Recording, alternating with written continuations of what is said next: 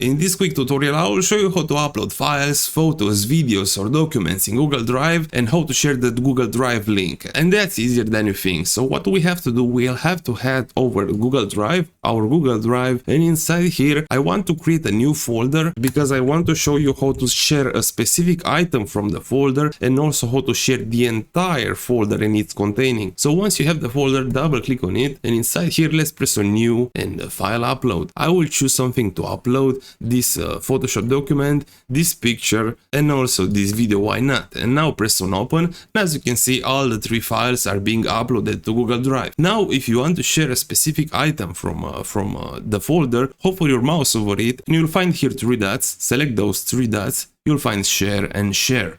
But I want to show you how to share the entire folder, not a single item, and in order to do it, at the folder name right here you'll find a pointing down arrow, press on it, share and share again.